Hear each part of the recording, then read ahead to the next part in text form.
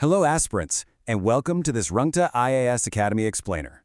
If you're tackling General Studies Paper 3, specifically the Environment and Disaster Management sections, you might want to grab your notebooks. You're definitely going to want to take detailed notes today, because this topic is incredibly high yield. Absolutely, sir.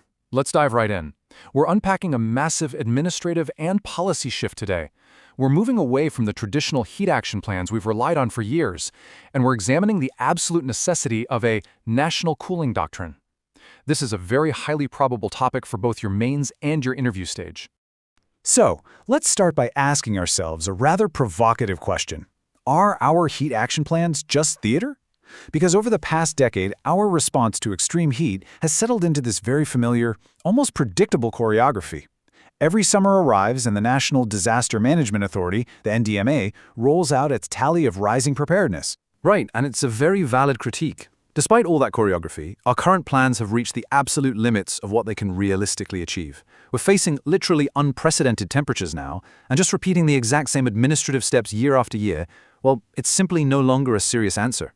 Now, if we look at the core analysis for today, the 16th Finance Commission has actually taken a major step recently. They've recommended that heat waves be officially notified as a national disaster. And from a governance perspective, dear aspirants, that is huge. Why? Because that designation completely unbolts the doors to dedicated central funding. But here's the catch. Even with that funding, the NDMA itself openly concedes that the quality of these state and district level plans is highly uneven. Several of them are literally just copy-pasted imitations of plans drafted entirely elsewhere. So, we don't just need more money for the same old plans. We need a much deeper administrative paradigm shift. Let's critically analyze the status quo for a moment. Where these plans are actually implemented, they lean heavily on short-term palliatives. We're talking about putting up water kiosks, issuing public advisories, or maybe building some shaded waiting areas at bus stops. Exactly, sir. And mark this point very carefully for your exams. While these measures absolutely do save lives at the very margins, they completely fail to alter the underlying fundamental exposure. Tens of millions of Indians are working, commuting, and sleeping in conditions that are becoming, well, biologically untenable. A shaded bus stop doesn't do much for a factory worker enduring 45-degree heat for a 10-hour shift, does it? Faculty, aspirants, I highly recommend jotting down this exact quote. It's a ready-to-use thesis statement for your mains essays. Here it is.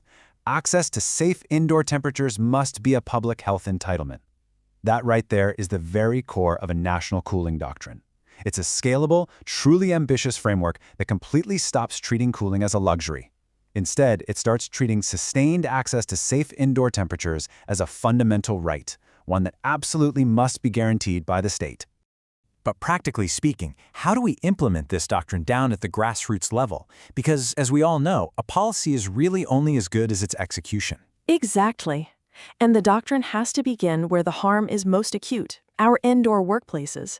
We desperately need mandatory minimum cooling standards for places like factories, warehouses, commercial kitchens, call centers, and delivery hubs. And crucially, and you must recognize this as future administrators, these standards have to be backed by an honest, fair, and rigorous inspection regime to actually ensure compliance. Of course, enforcing those strict standards means we need the right technology to support them. Technology is going to have to do the heavy lifting here. For your GS3 answers, here's a perfect, actionable, bulleted list to use. First, we need to rapidly deploy passive cooling materials. Second, scale up reflective roofing. Third, we should be seriously looking at district cooling systems for our densely packed urban zones. And finally, we've got to calibrate cheaper, far more efficient air conditioning that's designed specifically for our local needs. But we must be careful. Importing foreign solutions is a very common trap in policymaking. We absolutely cannot just copy-paste solutions designed for the temperate, wealthy economies of the global north. Precisely. You see, the existing literature on cooling was mostly produced for dry European summers. But India's heat is fundamentally different. Our heat is wetter, it lasts for much longer periods, and it's intensely humid. So we need indigenous solutions that are tailor-made for our specific climatological profile. And then there's the stark administrative and infrastructural reality we have to face, which is perfectly represented by this single number, 60%. Yes, this is a very critical data point to remember. Western-style mechanical cooling implicitly assumes that you have the robust energy infrastructure to run it, but the reality on the ground? The power grid in India, even on its very best days, can supply at most 60% of its installed capacity, Because of this gap, the massive energy bills associated with Western-style air conditioning are fundamentally unaffordable for most Indians. We simply cannot electrify our way out of this crisis with standard ACs alone. So aspirants, we want to leave you with this final challenge for your interview preparation.